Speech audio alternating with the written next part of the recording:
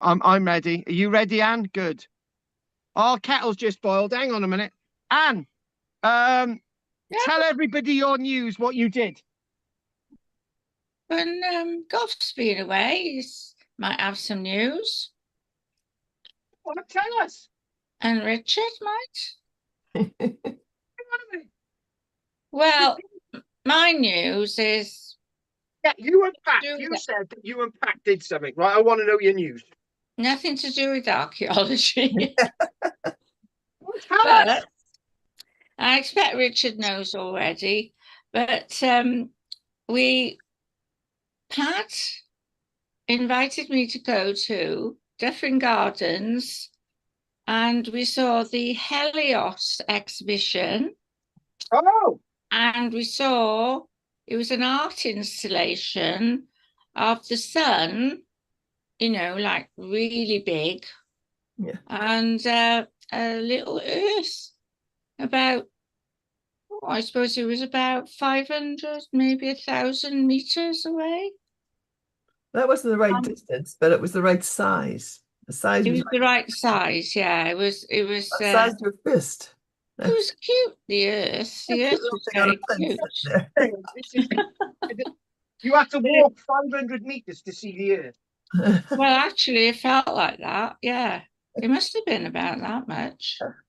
Because 500 yard, well, 500, I'm not very good at measurements, but I would say is the whole length of one of the gardens, and in front of the house, and 200 meters.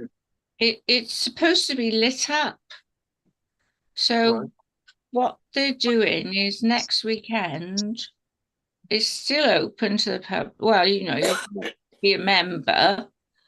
Um, but you go in the evening and see it all lit up, and apparently it's really worth seeing it in the evening.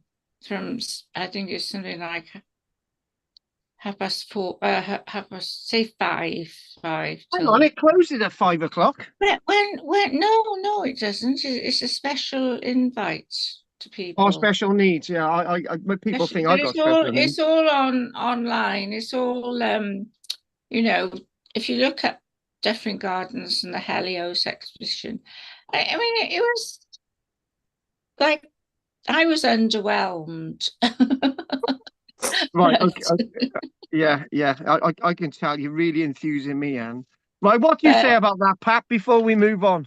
Well, you could see the surface of the sun because they got machinery or whatever, equipment to see it. So you could see all the explosions and the cracks and the dark spots and and it's like 5 meters across. Huge. They keep it, sometimes have it inside, but they were able to put it outside for us. So it'll only be there for a short time and then go somewhere else.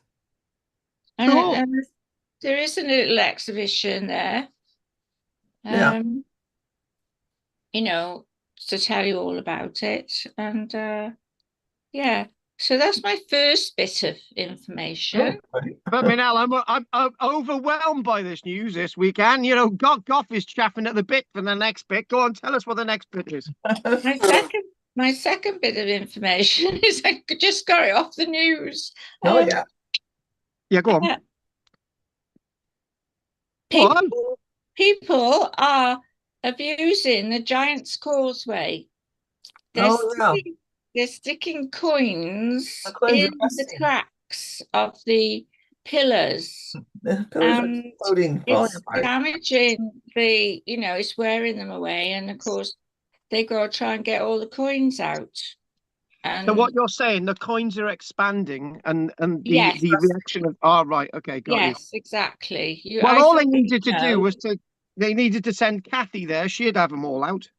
Oh, well, they got a lot of people on it, but there's thousands and thousands of coins, and they're coming from all over the world. But they just Hang on, can't. I thought the Giant's Causeway was weather worn. I thought it was under the sea. It It, is it, it was no, it is fairly weather worn, but there are still pillars of basalt right. um, on the, towards the back. towards the back where people are not walking over them, you know, because of course Phil McCool created it Yeah, to giant. escape to Scotland. Yeah, that's right. He's a real guy, and he's big giant, and he created it. But I thought, yeah, it's Yeah. pity that. It's a pity that, you know. And it's like, you know, Molly Malone's breasts, you know. Oh yeah, we're loving them. They're all being fondled so much that they're wearing away. Well, me, that's the reason why me and Goff go to The Ireland. We bronze fondle is the breasts. wearing away. So they're trying to Yeah. get people not to do it. Yeah. That's I know it's Yeah. not good people. Yeah. I'm pleased. I'm pleased with that news. I really am. That was me. Goff and I have been waiting all week for that. Anything else from you, Pat? No, nothing. Sorry. Yeah, 3 days ago, I was asked to do a nude scene for a film, and it was in the evening. I thought it would be lovely, but no, it was bloody raining. I was freezing cold, standing in the middle of nowhere with cameras on me being filmed. It was not nice. I thought it was going to be warm, right? The only time it was meant to be blooming warm when I'm standing naked in the middle of loads of people, right? It's raining. So there's Well, my you're a there's my bit news. shriveled. Oh, great! Thanks a lot for that, and yeah, thanks. I'm loving it. Brilliant. Talking about shriveled, what about you, Richard? Oh yeah, talk as Richard's getting his camera on, right? Last week, Oh, right. Hang on now. I'll put my and camera Richard on is as well. You just put me off last. my tea. Hang on a minute. Right, last Yeah, week. it put me off my tea as well. Yeah, he just put me off my tea thinking about his naked body. Last week, right, I had a double page completely in the Barron District News, right? My weekly column, it's the 200th thing, right? So this week we got 201, and that's taken me 5 hours to write that this week. Anything else from you, Richard? He's got a lovely jumper. Look at that. No, nothing for me. Right, so talking. Anne, you can interrupt Richard. You can interrupt Goff and get upset, but not Richard. Right, Goff, anything you want to say? I was just wondering the connection between putting coins in cracks and you doing a nude scene. And the what?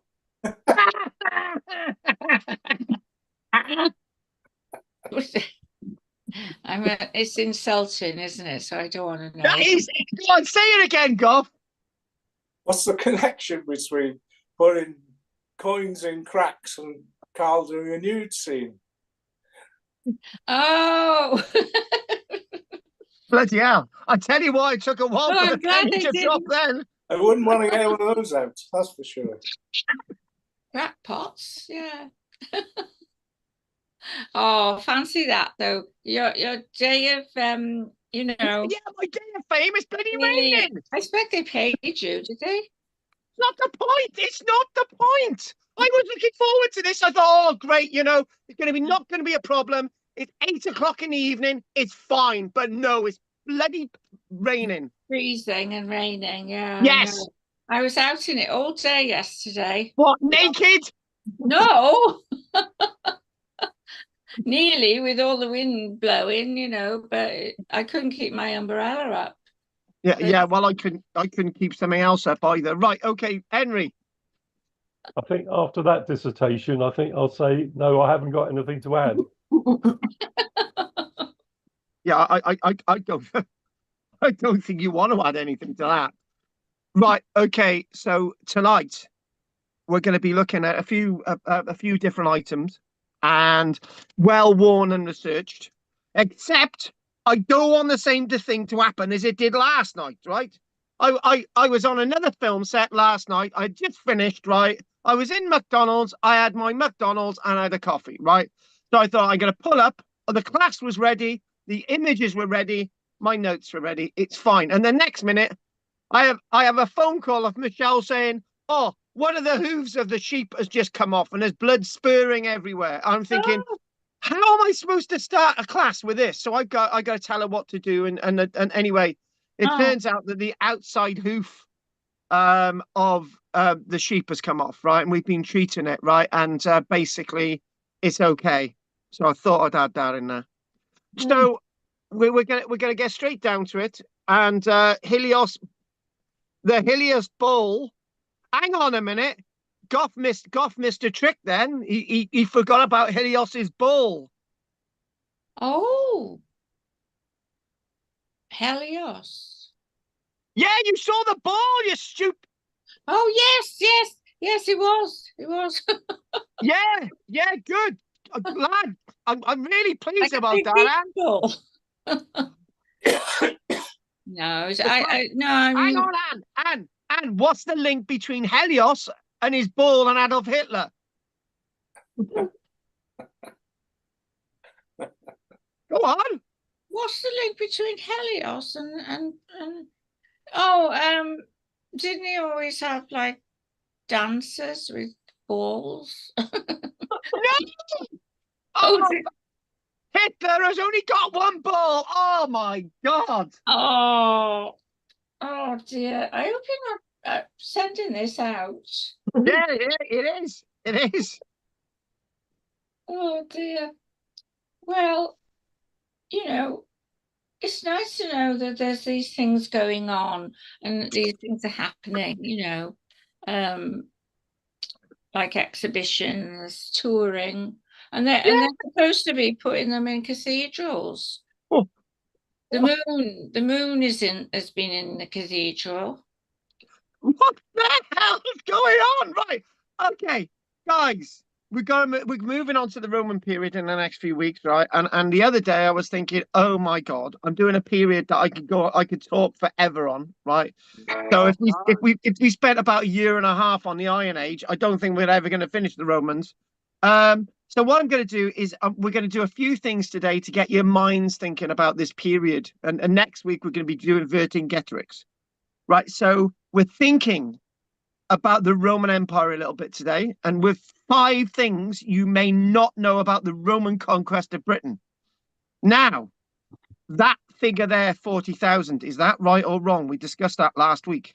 So, how often do you think about the Roman Empire? Well, to be honest with you, I'm doing the Roman Empire a lot. I've just done my video today on YouTube, looking at the Roman baths at Billingsgate in London, right? So that's what I was doing today. So I do think about the Romans every single day. And where we go with this is as follows. Social media school has shaped our minds about the Roman era in Britain and the Roman era across the Western world. We're thinking about the wonderful things, film Spartacus and Gladiator, and we're looking about all those films on the forum. We're talking about the film The Red Cloak and all these different things, right? However, that shaped our minds on these guys. Now, did they all have shields like this and helmets? We're putting all these questions in there, and over the next years and years and years as we're doing the Romans, right, I will be able to answer lots of these questions. So I've worked out that I got 300 books on the Romans. And if I did an extract out of all 300 books, right, one extract out of every single one of those books, it's going to take me 6 years to do the Roman period. Okay. So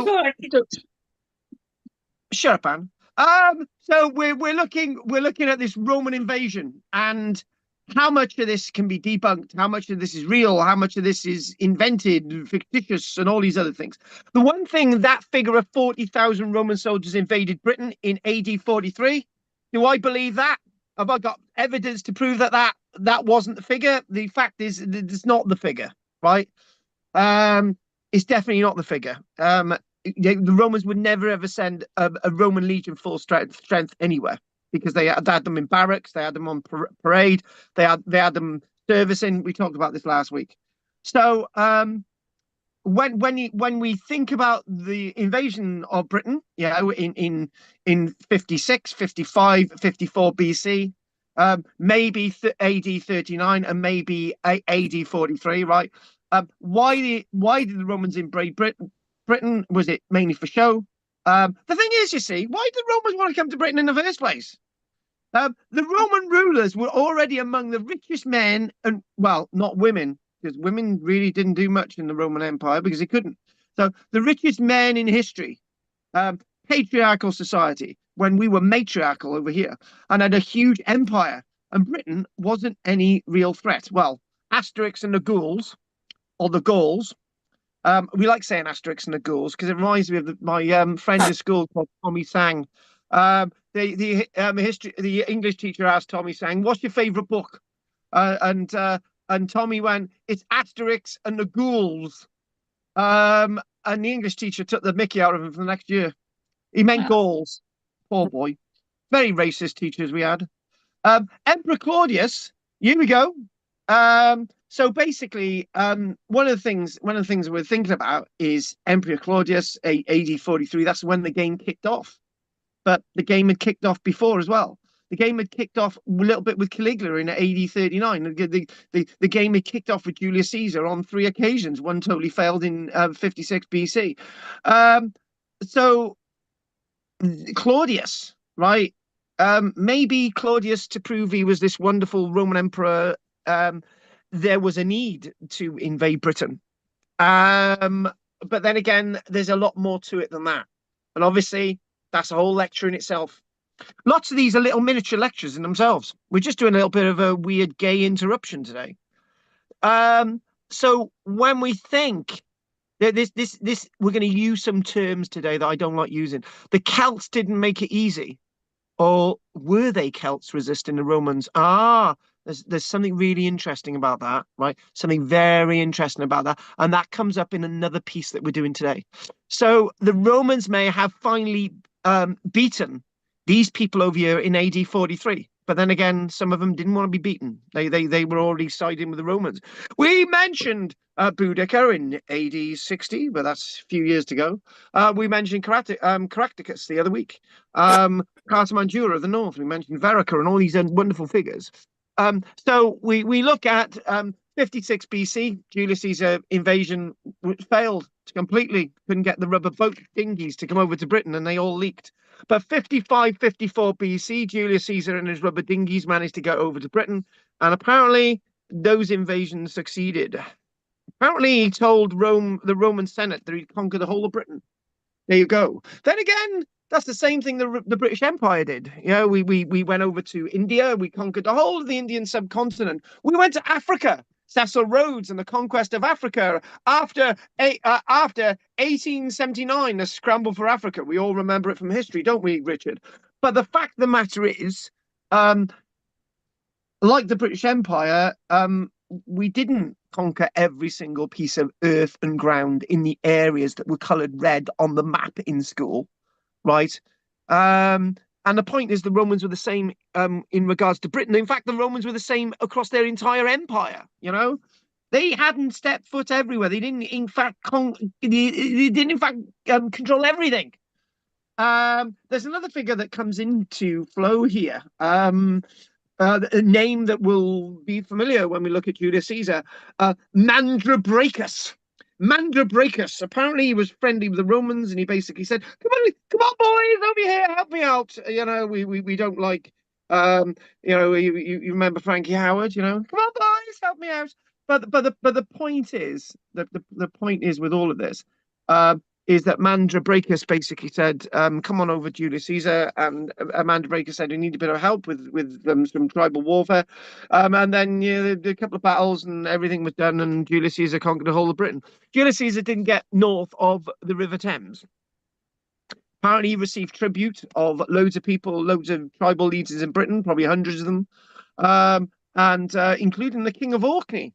Who basically gave tribute. How the bloody hell the King of Orkney knew that there was going to be an invasion by Julius Caesar on the 14th of July in the year 54 BC, and he managed to come all the way down in the space of a month and pay tribute? I don't know. But anyway, Julius Caesar's writing this history.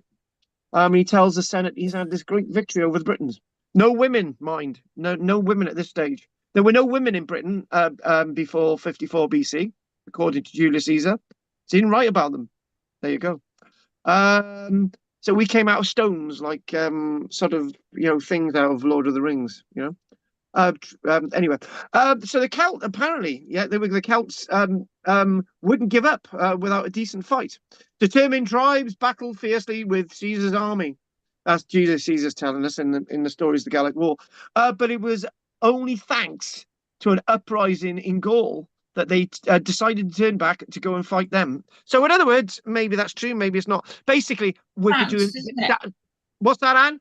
That's France, isn't it, Gaul?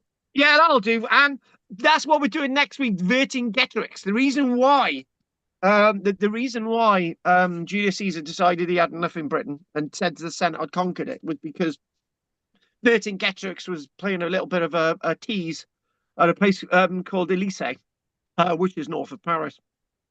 And there was this great fight between Vercingetorix and the Romans and Julius Caesar. And Julius Caesar eventually won, dragging Vercingetorix through the streets of Rome in chains. But anyway, the point is, he wasn't befell the same fate as Caractacus, who had a fair better innings. But anyway, the point is with all of this is that writing the history. Julius Caesar conquered the whole of Britain naturally, and he came back because he wanted to fight Vercingetorix. Job done.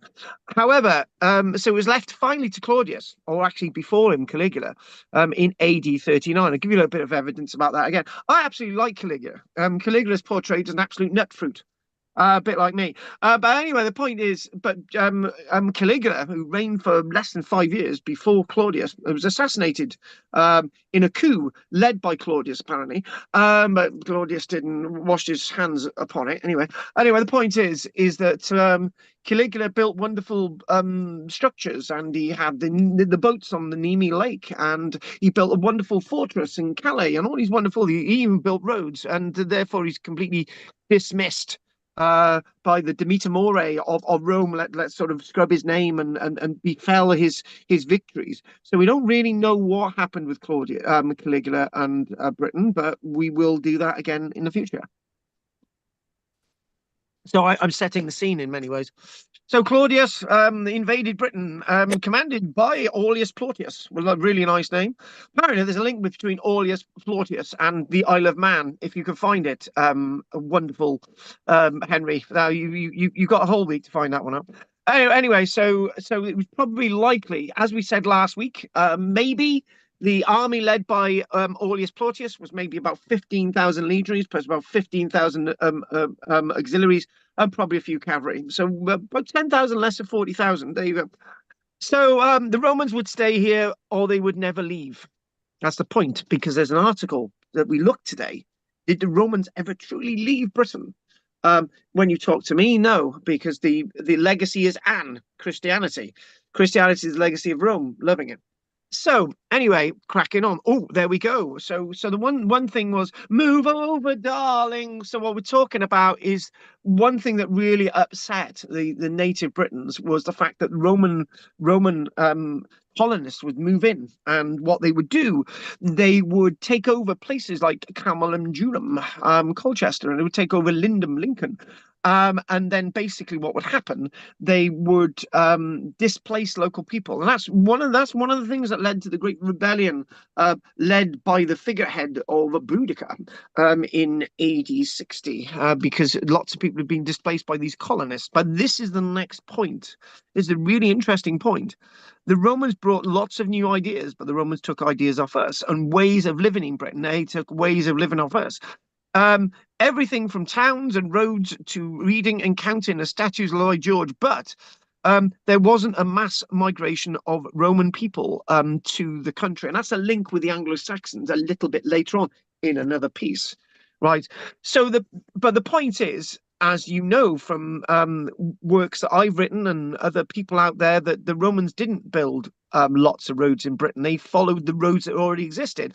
The Romans built lots of towns and cities, but lots of those towns and cities had in some places already existed, like Camalodunum and Verum, St. Albans, and the likes of Caliva Atrebatum, and a few other places as well. They included maybe Lincoln and so on. So the point is, there were about, when the Romans came over here on the 14th of August at 1215, Some say 1216. When the Romans came over, the British population on the mainland was about 3 million, right? Eventually, by about you know, by about 250, maybe 300 years, AD 300, the population of the British Isles was about 7 million, including Ireland at that stage, right? So when I give these figures of 3 million people in Britain, I'm talking about mainland Britain. But my figure then, when I give an overall figure about 300 years AD, I'm talking about 7 million across the British Isles, including the islands in Scotland and Orkney and Shetland, and that little island on the west coast known as Ireland is all included. So the population would grow under the umbrella of the Roman world, and it's very likely. I usually give a figure of between 1 and something percent of the British population was actually a Roman breeding, right, which is very small. I mean, the thing is that I usually say is if the Romans had occupied Britain with 1 million people, right, where are they going to come from? You know, I'd say it may as well come from Rome itself. There's a population of 1 million. But anyway, the point is, what we see with Britain is a distinctive blend of the Iron Age way and the Roman way. And then that leads us in with another article that we're doing today. So the local people adapted to the Roman way of doing things, and some wealthy locals built Roman-style towns and villas. And then again, we look at that as well. By about AD 300, almost everyone in Britain was considered both culturally and legally Roman, even if they still spoke their own language. And what do we mean by that? Well, it's quite easy, right? The Falkland Islands, they're all British, but probably none of them were born in Britain. The island of St. Kitts, they're British, but none of them were born here. The point is that when you're under a flag of an occupier, you are that country. So this is basically how the Germans thought of when they were creating their 1,000-year Reich after 1939. Everybody's now German, right? Because we've conquered it, right? Everyone is British because they're part of the British Empire, right? So this is a concept that we're looking at with Britain, right? Very much so. There he is. Harold Eskeskew on the horse, looking at Hadrian's Wall. So not all of their roads were straight. Before the Romans came, British roads were mainly unpaved, often muddy tracks. Well, whoever's writing this stuff that I'm reading out, lots of roads remained muddy tracks. And look at the M4 motorway today. I tell you what, the amount of potholes in the M4 motorway is unbelievable. Right as I'm driving along in my Trabant. But anyway, so when the Romans arrived, they decided to sort it out and built over 10,000 miles of new roads, apparently to Margaret, the Roman scholar that was writing in the 1950s and 60s. He's got this wonderful tome, right? Margaret basically said the Romans built all these roads, right? But most of them actually followed existing trackways, right? Existing roads that were already there, right? And in fact, it's nigh on impossible to find a stretch of Roman road in Britain that is paved. And in fact, the one stretch up in the north that is paved, which is believed to be Roman, is suspiciously not, right? So this is the thing. So, and the other thing is, well, one thing that I argue in my own book is that the Romans made more use of water and waterway systems than they did with roads. Look at East Anglia. Most of East Anglia was underwater in AD 43. In AD 143, large chunks of it were now land because the Romans bastardized the landscape with lots of canals everywhere, right? So work that one out. I love that map of East Anglia with all these Roman canals. It's so sexy. It's unbelievable. I get off on looking at Roman maps. I do. It's sad. But while the myth suggests they just drew straight lines across the landscape, they actually aimed for high ground. Well, I actually talk about high ground alignments that already existed before the Romans, and the Romans just followed them. And this is one of the things. This is one of the wrong things. I'm getting so into this now. This is my Roman stuff all over for the next 56 years. When I was thinking about this, I just basically thought, right. When Here's a little story from history, right? Which leads us into the next piece after this, right? But I'm going to do it now, right? I haven't finished this yet, but anyway, think about this, right? Anne, you're marching with Vespasian, your husband, right? And you've got the Second Augusta Legion behind you, right?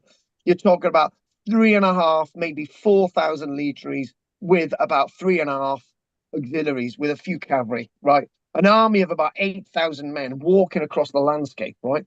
I used to tell this story as they're marching to the likes of Maiden Castle. The Romans are building a road, right? And you're thinking, which road? But we'll do that when we do roads, not roads in the Mediterranean and Roman roads, which do or don't exist. Anyway, I used to tell this story that Vespasian, was building this road, all the way to Maiden Castle. And the people at Maiden Castle would look out and say, "Oh, what's this black thing coming towards us?" And then it'd be a stream of Roman legionaries building a road. That's wrong. That's completely wrong now. That's what we used to be taught at school. As the Romans go in from A to B, they build a road. That's absolute nonsense. You don't build a road to get anywhere. You get there first, right? And then you might build a trackway, right? This is the point. This is why history is so wrong when it's been taught at school. So when the likes of Vespasian got to Maiden Castle, apparently he besieged it. Blah blah blah.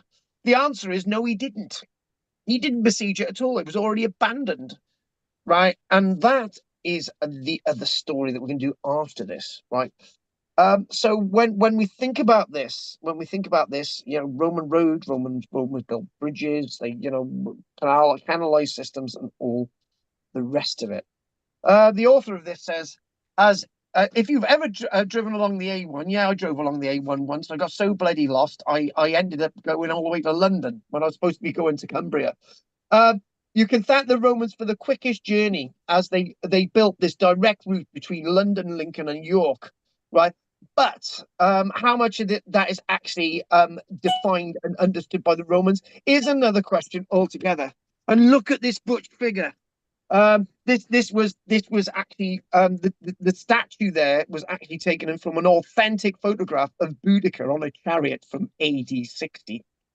So the Celts were not just one group. Ah, right, here we go. We're dismissing the stuff at the beginning. When the Romans invaded Britain, the country was made up of different Iron Age tribes, which the Romans referred to collectively as Celts. No, Anne, I didn't say the other word, Celts, right? So in other words, they weren't Celtic genetically. They was just a title was given to them, like lots of things. The Romans gave the title to the Siluri tribe in South Wales.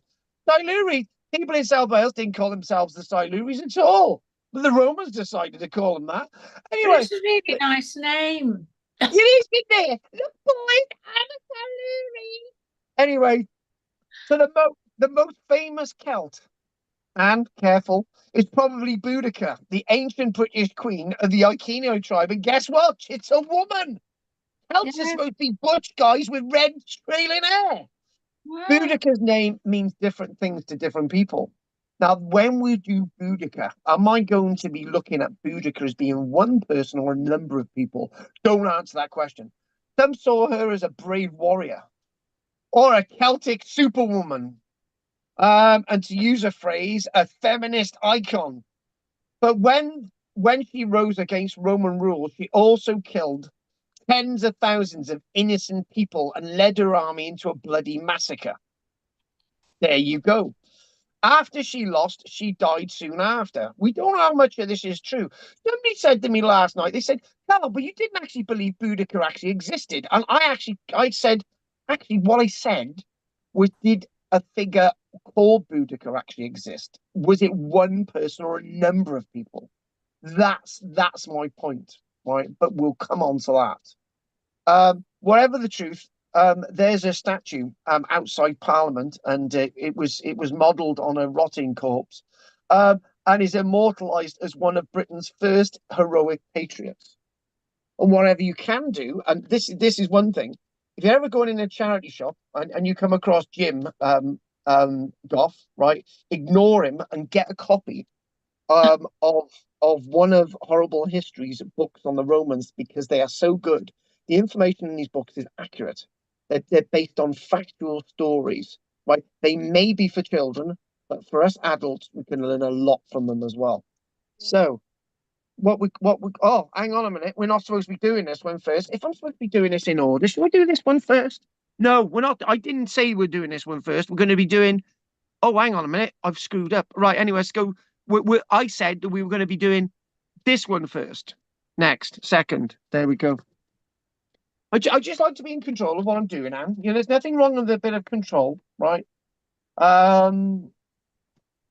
Right. Now this is absolutely fascinating, right? This is really, really fascinating. And this basically tells us the story of Maiden Castle, right? And this has actually come out in the news really, really now. In fact, I don't even know what date it is today. It's the 27th. This came out on the 24th of May. Now, this is a wonderful story, right? It's a story in a story, right? But it's very, very relevant. One of the most iconic stories of British heroic resistance against the Romans never happened. Maiden Castle.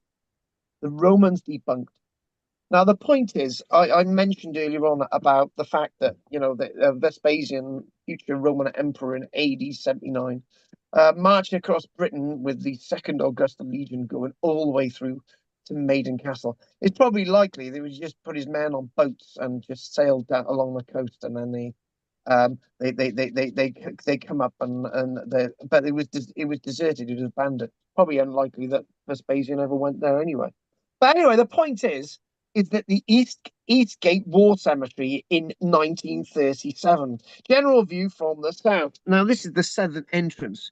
There, the southern entrance on the left there. Now, a certain woman had a big hot date with me there, Pat, and we wandered up there and we had a good look around. I think at that stage you were knackered, weren't you, Pat? Yep. Anyway, a new archaeological investigation cast doubt on one of the most emblematic accounts of the Roman conquest of Britain, questioning whether the violence at the famous Iron Age hill fort bank and ditch enclosure of Maiden Castle was the result of a battle with the Romans, suggesting instead that it stemmed from internal conflicts among the Britons themselves. You know what, right? I've actually got that postcard, and when I was start again. There was a postcard which I went into a junk shop, and this must have been 40 years ago, right? Bloody long time ago, and it was a black and white postcard. And it was sent around 1937, and it was this image, right? It was an image that they were selling postcards to promote the excavation, 1936, 1937. So, and obviously the excavations were going on before that.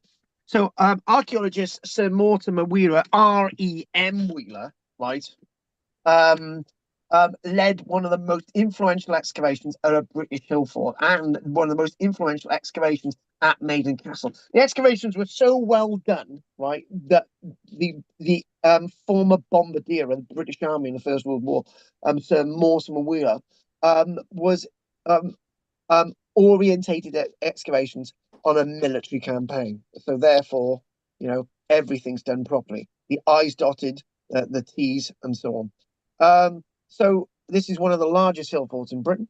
Not as big as Hambledon Hill, but one of the largest. There the man himself excavating there. Can you see it's all sort of organized with the grid system of trenches there. And this is as they're clearing it, right? One of them is Sir Mortimer Wheeler. You can actually see the bodies. There you go, the bodies there, right? So basically, you know, lots of these bodies, lots of the human remains there were found, you know, about 50 of them. They found that a number of them, the deaths had been caused by sharp and blunt weapons. And the body that basically told us everything. You know, there's been films on this one image, right? You know, basically one of the bodies even still had a spearhead embedded in its spine, which we now know as a spearhead. But back then, Sir Mortimer Wheeler deliberately or mistakenly interpreted it as a Roman ballista projectile. Right now, I'm going to say this, right? the Romans themselves, Sir Mortimer Wheeler himself, probably made a deliberate error because something was coming. It was the Second World War. The point is that by portraying this as a great battle between the Britons and the Romans against the backdrop of the Spanish Civil War, against the backdrop of a Second World War coming, right? This was a politically correct way of orientating the excavations to get in people's mindsets. This great invader held up by those who were fighting to stop the Romans at Maiden Castle. The difference is the enemy would in fact be the Germans a couple of years later. The weird thing is, though, I thought of this yesterday, but I didn't actually vocalize this. In fact, we were to go to war with the Italians in 1939 as well. So when you think about it, to portray this as an invasion, and we held up against the Italians at Maiden Castle. Can you see the metaphor there? It was great. So the aerial view of Maiden Castle, Dorset, and for a long time, this narrative went unchallenged, appearing in books, articles, and even television documentaries, as it aligned well with the pre-war political climate of the time, when fear of an imminent German invasion permeated all aspects of British life, including archaeology.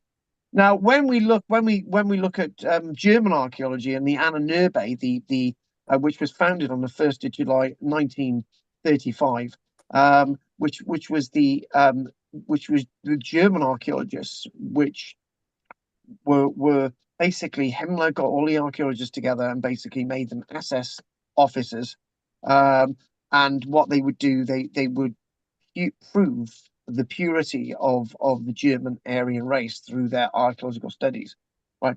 So that's what the Germans are doing with their archaeology, and what we're doing with our archaeology is politicizing it as well. So there's no difference. The weird thing was that it turned out that when the Germans were researching a civilization in the north up to 10,000 years ago, they actually, if they only knew what was going on in Orkney, anyway. Now a study led by Bournemouth University debunks this story through a rigorous radiocarbon dating program. So what they're doing, they're redating the bones, right? They're redating these bones, which allowed researchers to establish that the skeletons did not result from a single mass massacre, but from sporadic episodes of violence that occurred over several generations. Now, there's something in this. Archaeologists should have actually twigged that this was not from one battle, because even up until recent years, people put in mass pits, right? So when you think, well, okay, let's go with that. So when people were fighting in the First World War, people were just dumped in a pit until they could be dug up, and then the bodies rearranged and sent home. Right, that's what you do in battle. You put the bodies in a pit, and you get them out of the way, and then you rebury them. The Americans did it in Vietnam. It's happened, right? But the fact of the matter is, throughout history, even at Waterloo, even at Isandlwana, all these massive battlefields, people are put in mass graves, right? So the point with all of this is that if these were all part of a battle, they would be in one mass grave, not spread out. Some of them were actually found buried with pottery, and some of them were actually men and women, and nicely arranged in burial. But Sir Mortimer Wheeler basically said that this was the war cemetery, right? But this is a cemetery that was used for probably up to 200 years, either side of the birth of Christ. And this means that these bodies could not be associated with one single battle, one single event.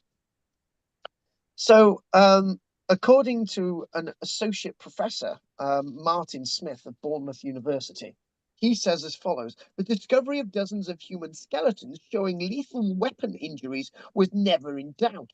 But by undertaking a systematic radiocarbon dating program, we have been able to determine that these individuals died over a period of decades, not in a single terrible event. And seeing as there's 50 of them and they're buried over quite some time, maybe up to 200 years, right? That's, you can work out the maths there. That's one every 4 years. And they've only excavated part of this, but, there's suspicion about what's going on. So Dr. Miles Russell, also a lecturer for prehistoric Roman archaeology at the same university, since the 1920s, the story of Britons fighting the Romans at one of the largest hill forts in the country has become a fixture in historical literature. We actually did it in school. I can remember doing it in school. I actually had 90% for that paper I had to write that day. Anyway, I used to get 90% in history. It was great. One day I had 99 and somebody had 100%. I was really disappointed. With World War II just around the corner, no one was really prepared to question the findings. The story of innocent men and women from the local Jatrigi tribes massacred by Rome is powerful and moving. It appears in countless articles, books, and television documentaries. It has become a pivotal moment in British history, marking the southern and violent end of the Iron Age. But that really didn't happen, as we know. The problem is that it simply doesn't appear to have happened. So lots of people are actually saying this now. When I turn, actually, I'm probably one of few people who would turn around to say that the people of Cymru Wales, as it wasn't back then, just said to the Romans, "Come on, boys, we're not resisting you." There's no evidence that we ever fought the Romans in South Wales, and if there is, it's very little evidence, right? I mentioned one piece of archaeological evidence near Southerndown of something going on, but that could have been any time, right? So anyway, the point is that this question of this great resistance against the Romans in some places is being classed as being fiction. Current archaeological evidence points to something else, that Britons were killing other Britons. And this is why they were being buried there. So what would happen? I'll give you a little bit of the story now. I'll just finish what Miles has said. And that the bodies were buried in a fortification that no longer served a defensive purpose. And that's interesting. Thing is, the bodies are buried at the entranceway, right? So what the hell is that meaning? So if you're finding small numbers of people from a battle being buried or some kind of conflict, they're not in a mass grave. So that means it wasn't a big battle. Maybe there's basically, look, boys, there's my man and there's your man. And what we're gonna do, the ones who win this battle has won the argument, and the ones who lose has lost the argument. It's a bit like a duel. Right. One of the last recorded duels in Britain was in 1829 against a very famous opponent, otherwise known as Sir Arthur Wesley, the Duke of Wellington.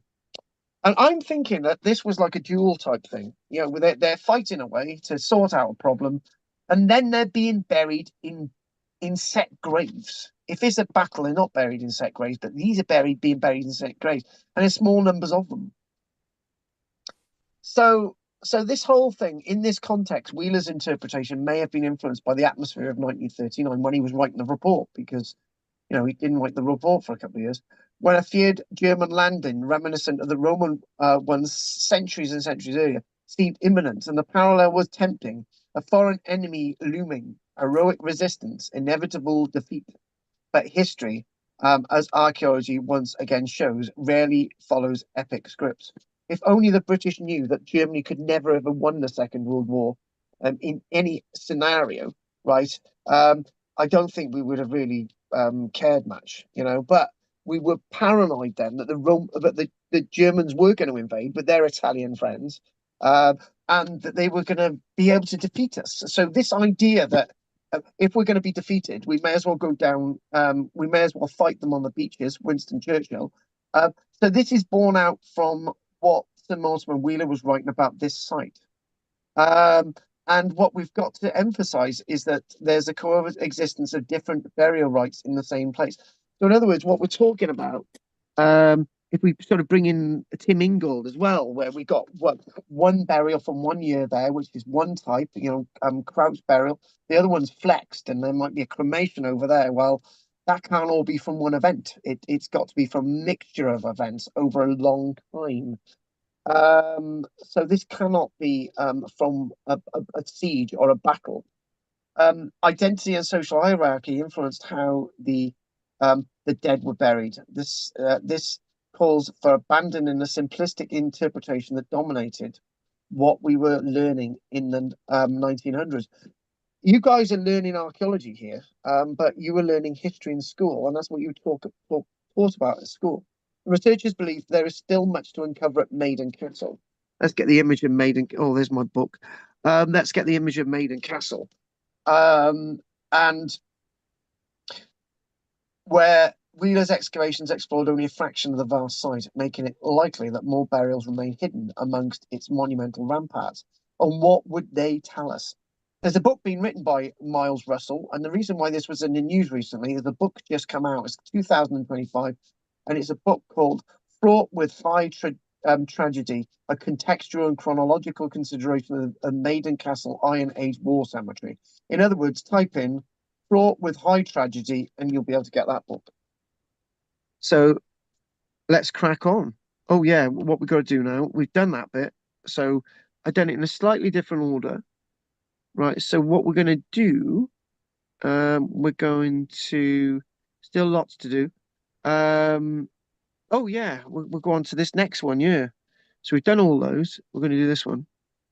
Good. Now, this might date from 2022, but this is very relevant. It's not to do with the period that we're actually doing, but this is relevant to the idea of the period that we're doing.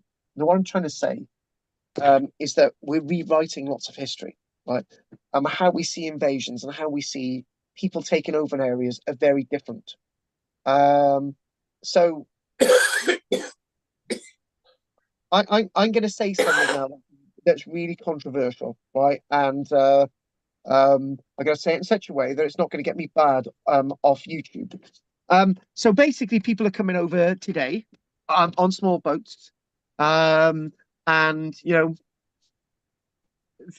few thousand every year, right? And whatever you feel about that, fair enough. That's not an invasion, right? These are people coming over in numbers, and they're being spread around Britain, right? And in many ways, what we're talking about is like the Anglo-Saxon period, the Roman era, in the Iron Age, the Beaker people, people in the Neolithic period. There's groups of people coming over, but it's not an invasion, right? What is an invasion would have been the era of Rome and the Roman invasion with an army, or the Germans invading, right? But anyway, I thought I'd say that. Right. So the reason why we're doing this, I put what we're doing in context now. So this is the question, right? This was pretty big in an article in Current Archaeology as well, in 2019, which led to this article in the Daily Mail. So, did the Anglo-Saxon era really exist? Experts claims Germans never invaded Britain, and the Romans continued to influence English language, religion, and culture long after the fall of the Roman Empire in AD 410. So where do we go with this? Do you know what? One thing that used to really give me fantasies when I was 10 and 11 was looking at images like this. I used to love them. I used to look at these images over and over again, opening a book and actually seeing something like this, being inspired by what's happening. Right? We're saying that the Anglo-Saxons really didn't do this. So the Anglo-Saxons are thought to have invaded Britain after the fall of the Roman Empire. Backdoor fiction. Experts claim this widely held theory is untrue and there was no such invasion. Quick answer there. Instead, England evolved using the Roman blueprint in most aspects of society. We're using some terminologies there, England. This was influenced by migration, but not colonization and trade with Europe. Now, before we carry on with this, there's something I need to say now. Belt and braces. Belt and braces. Now, another thing with this is it is very, very likely that Cumbria, Cymru, and Cornwall, they've all got a C, right? It's very likely that the native language there, right, probably remained dominant throughout the entire Roman era, right? when people look at those areas after the 500s, they say that that's because of the Anglo-Saxon invasion. That's completely untrue. And I'm saying that to link in with what this is about today, this article. They used to say that the Anglo-Saxons invaded Britain, and they created Mercia, and they created Wessex. They created the area of the Angles, and so on. They create these territories, right? And they pushed those Welsh-speaking people in Cumbrian, and Cornwall to the fringes, but that's not exactly true, right? It's except on the other side of it, on the eastern side, that was dominated by a hodgepodge of Latin, English, native languages, a bit of Germanic, and all the rest of it. So that's what we're talking about. And the one thing I do miss, we used to have day schools years ago, and we used to do these types of things in day schools with good old Kishley. And Kishley still is about. And guess what? She's living in West Wales. So the Anglo-Saxon era that is widely believed to have followed the withdrawal of the Romans from Britain in the 400s may never have actually happened. Schools teach that after the Romans left Britain, did the Romans ever leave Britain? According to me, they didn't. Britain was invaded and colonized by a throng of German-speaking barbarians from Europe, Angles, Saxons, Jutes, Franks. And the common wisdom dictates then gave birth to the so-called Anglo-Saxon era, which endured in some guise until the inauguration of King William I on the 25th of December, 1066. The theory is based on the prevalence of German-based languages and questionable interpretations of historical records. However, an expert known as Susan Osterhusen, professor from Oxford, believes invasion and colonization, which is thought to have occurred in the 400s, never happened. Now, this is something that Mary Beard agrees on, that it didn't happen. And I think Alice Roberts is going along that track as well. We mentioned Alice Roberts because it's a bit of titillizing thing for Goth. Instead, Susan claims post-Roman Britain slowly evolved and aspects of the fallen empire became ingrained within English culture. How much of that are true or not? But we are talking about we're talking about an Iron Age culture in some parts of Britain that continued. In fact, there's parts of Britain that never ever really saw the Romans on the west coast of Scotland. Even though Britain had been conquered completely by the Romans on the west coast of Scotland, the Romans never ever set foot. So, a bit of tongue in cheek there. So again, thinking about all of this, understanding where we've got, and read that there again. So this is the thing. So thinking about all this, understanding all of this, going with the flow on this. So the emergence of the English is something that this professor, Susan, is lecturing on. Actually, University of Cambridge, not Oxford. Based on her expert opinion, the best available research. She lays out a theory for how Britain, and specifically England, emerged from its post-Roman era. Farms were tended in the same way. These languages were still spoken. The legal systems were carried over, and religion kept its Romanesque structure. So what we're talking about is there's 2 points there. Latin, for example, we were still carving Latin text into our proud buildings only 50 or 60 years ago in Britain, because Britain has 2 languages. Our higher language is Latin, and our lower language, our archaic language, is English. Our language of the courts is still technically Latin, but I've never heard it. And the archaic language is the English language, right? It's continued. And we had a Roman religion, right, which was Christianity. Now, that is different from the religion of St. Augustine, which was Rome's religion. You can work in this out. The Roman religion is different from the Rome's religion. Rome's religion comes from the Vatican in Rome. The Roman religion is the Christian religion, the earlier Christian religion, right? Which was still prevalent. Basically, St. Augustine came over and brought his Roman religion, but on the fringes, that's that again. St. Augustine brought Rome's religion. On the fringes, the Roman religion of Christianity remained in the places like Cumbria, Cornwall, and Cymru, and obviously Ireland as well. So anyway, think about all of this. Is the Anglo-Saxon era is misleading and is forcefully wrong. Instead, what we need to think of is we need to think of the world before AD 43, the Iron Age. Then we've got the Roman era, and then we've got the post-Roman era to 1066, and then we've got those horrible Angles and the Saxons. The emergence of the English was an evolution from Roman British antecedents, Roman British influences. It was not a colonial imposition from the likes of a German invasion. Previously, it was widely thought that Saxon invaders took over England after sailing across the English Channel, but we now know that is probably flawed and more or less, in part, completely untrue. It's now 8:13, and we've given it a good old bent. I've got to bring Flanny Findle in, the goat. I've got to feed the chickens and the ducks and the sheepses.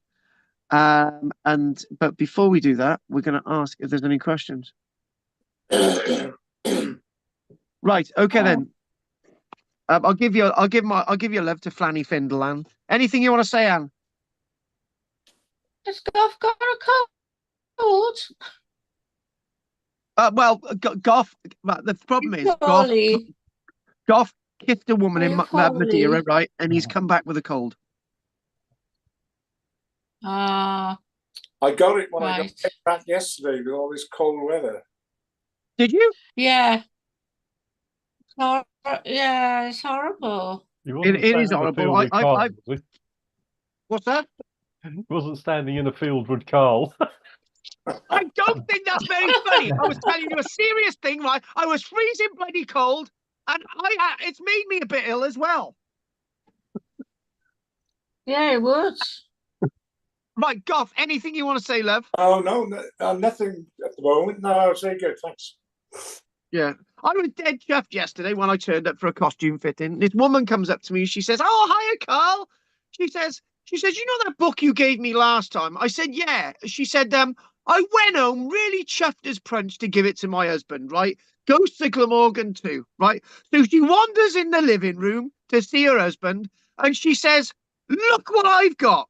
And the next minute, she said he disappeared, and he come in the room, and she said, "Look what I've got! I've got part one."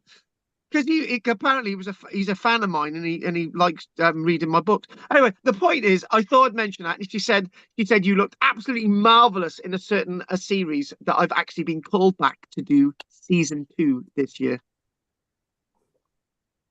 I thought I can't tell you, I can't because I'm filming on it. And anything you want to say? Pat? No. Pat? No, fine, I'm fine. What about you, Henri? No, good. You just keep cracking on. Yeah. Cracking on. Right. Anything you want to say, Richard? No, very interesting. So what I'm going to do, it's 8:15, right? I'm going to try and be back.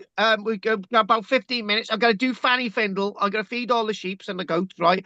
And I will be back, and we won't be long. So Anne, talk to him about your love life, and we'll be back soon. Can I get a coffee? Yeah, go and have a coffee. And Richard can tell you about his he won the lottery the other day. Except 1 million people had entered the lottery and had the same numbers as Richard, and they all had £1 each. Oh dear. I thought that was funny. I wouldn't mind £1. I thought that was bloody hilarious. I'm going to get a cup of coffee. Really? Oh. By the way, your boyfriend is online and the old git. The old git. Is it Mike? No, he can't even bloody use the internet. You haven't even got you haven't even got a phone. Right, okay, then I'll see you in a minute. All right.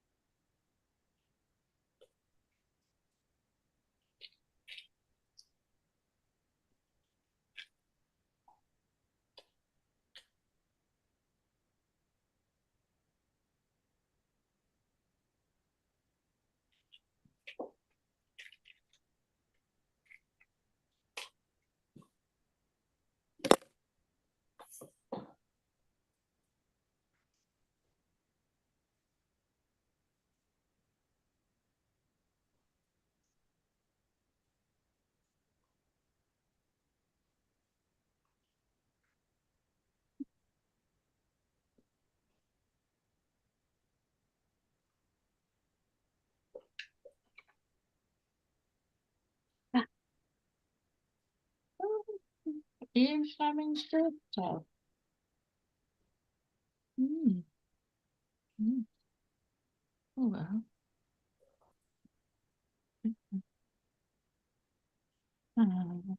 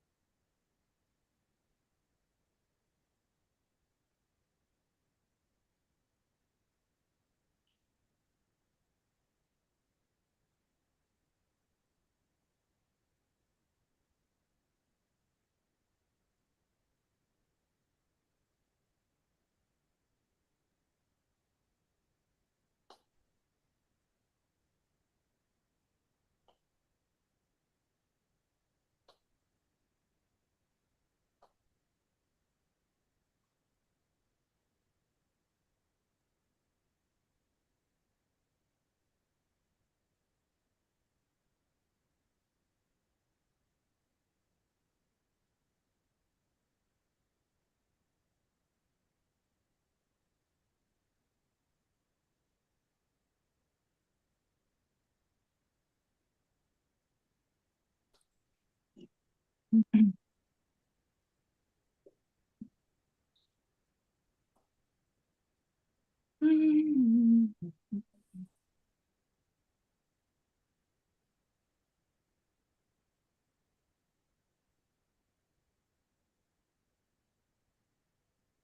you there, Patch? Oh.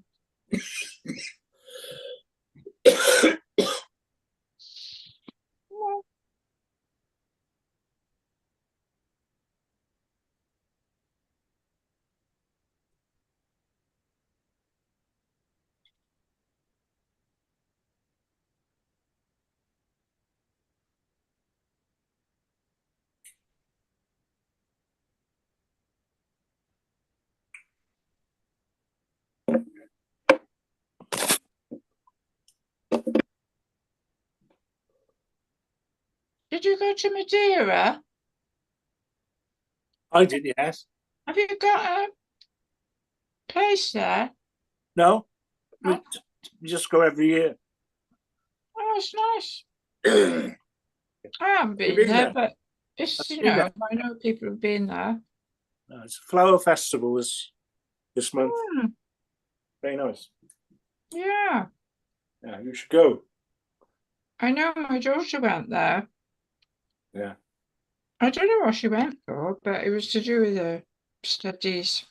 Oh, She had to go and, you know, there was some conference. Conference, yeah. all right. I think she went to Valletta. I think that was it. That's Is that, Malta. is that a capital That's Malta. town? Hmm? That's Malta. Where? Malta. Oh, it was Malta. Yeah, it was. It was Malta. She went. That's in the Mediterranean now. Madeira's in the Atlantic. Oh, is it? Yeah.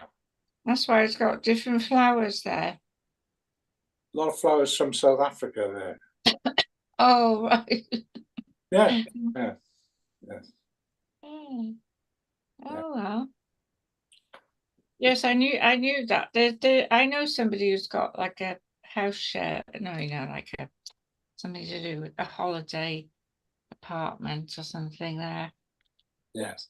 It's a lot of tourists there. Very touristy. And they go there quite regular, yeah.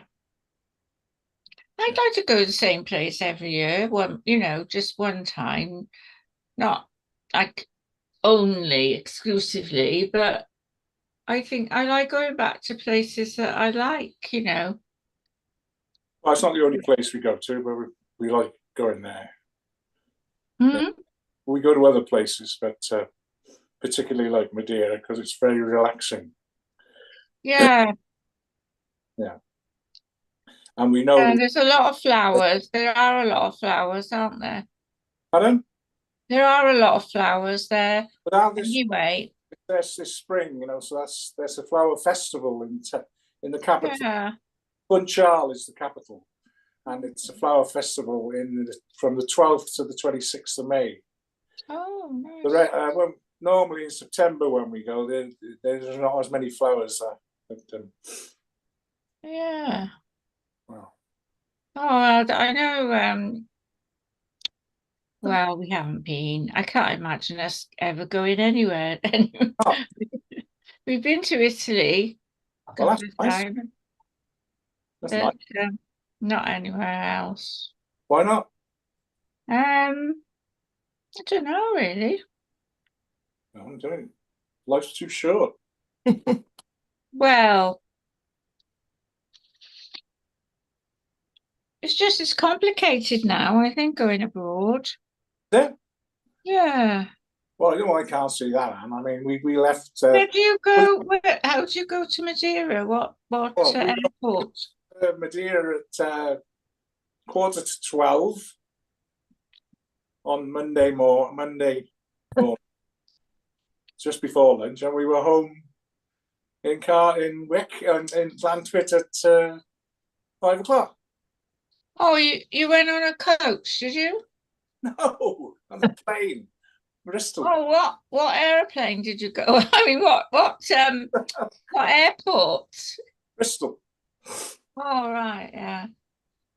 Yeah, it's just what happened was I couldn't drive, and I've always driven, to the airport, and we've left our car. But of course, it was just all like, oh dear, we can't do that anymore.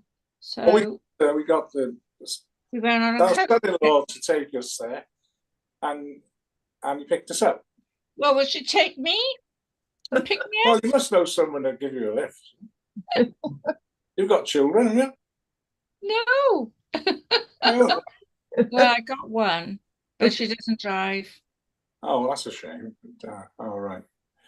Yeah, well. So she used to drive, but she doesn't drive anymore. Oh, well. Right. Well. So, but anyway, you can get a bus. You can get a bus to Bristol Airport. You can get a coach, or you can get a train, or you can get a taxi. It costs about. Yeah. Oh no, I wouldn't go on a taxi. Bloody hell. But I go on a bus like National Express or something like that, because well, we went to Italy via Bristol, and I always said it would be nice to go to Pisa and just stay in Pisa, because then you wouldn't have to go, traveling down to Florence or where we went before. We went to Pisa from Cardiff, and then we went to. It's only an hour on the train from Pisa to Florence. Yeah, that's what we did. Package. Well, I made a package. No, we went with Newmarket once to. The airlines do them now a lot. British Airways, EasyJet, Jet2, they do all in packages, and they're very, very good, competitive prices. Yeah. Oh. Mind you, it's all very expensive, isn't it? Yeah. It does cost money, and Yeah,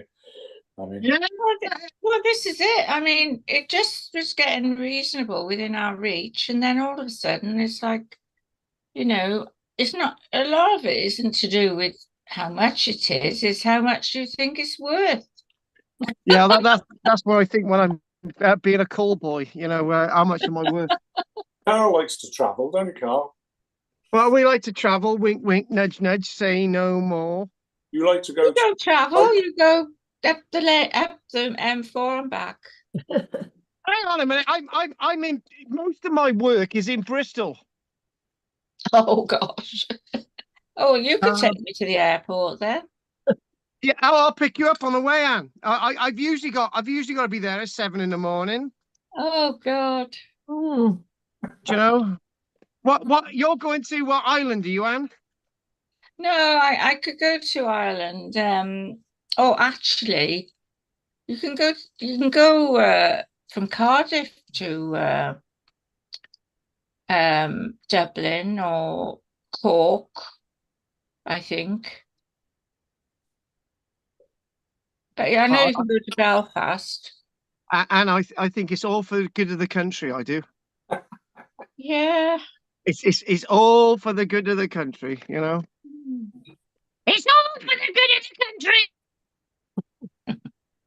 I always told him not to carry it.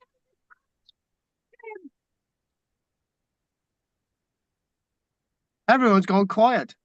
You're next. Right. What I wanted to do, my lovelies, right, was to, as we're coming to the end of the Iron Age stuff, I just thought I would visit. I would visit Orkney for one last time, because I liked my Orkney. This sort of closes all the Orkney stuff as well, really, because we probably won't be looking at Orkney for a very long time, except I might do a thing on the Roman evidence in Orkney. But so the Brocks have had so much attention lavished upon them our view of the Iron Age is very biased in their favour, and that's very true. You know, we these huge, colossal structures that once existed in Shetland and Orkney and over 13 to 14, 15 meters high. Most still stands at 13 meters high, actually.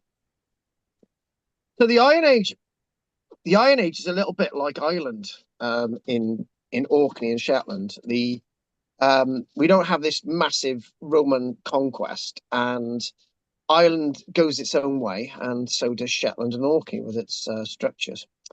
And one of the things in that is that it does actually bear out everything that I've said. That if the Romans had never invaded Britain, Ireland would have just continued being Ireland, you know. Orkney would have just continued being Orkney and Shetland. Ireland would have been civilized as it's always been because they went off on their own path. So the proof that we could have just been developed as a nation anyway without the Romans is so true. So unlike back to Orkney, unlike England, when we look at Orkney, we look at a period of the Iron Age that goes on for a very long time, into the 2, 3, 4, 5, 6, 700s. And towards about the 300s, 400s, we're talking about the Pictish period. That's another question altogether. For a long time, the Orcadian Iron Age, as in the rest of Scotland, was regarded as a time of unrest or conflict. Is that true or not? Why would they build these massive structures? Are these for defense? Are they to keep people safe? But it comes back to the thing, if they're always fighting in Orkney and Shetland and Scotland, well, there wouldn't be much of a population to speak of. The reason the Iron Age acquired its reputation in Scotland and Orkney and Shetland as a time of strife is due to the most widespread and highly visible symbols of the period, the Broch, in Caithness and Orkney and Shetland. The thing is, if you base this whole view on just these buildings in the northern part of Scotland, it shrouds and dissipates the whole period of Scottish cognitance throughout our understanding. And now we're starting to learn that just one lecture that we're looking that big tracts of Scotland, they were farming and it wasn't full of trees and all the rest of it. And the idea of the Romans going into endless treed landscapes and getting lost like the Ninth Legion is said to have got lost is completely false. But this has been influenced by this sort of fighting palimpsest of ideas that has actually come to us from the likes of Orkney and Shetland.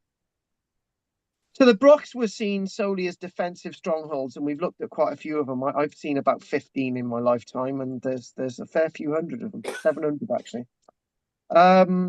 And with these big, tall structures, buildings that were for protection, or as we're now starting to think, that these dry stone towers were more the center of ideas, centers of community, and not so much the ideas of militarism.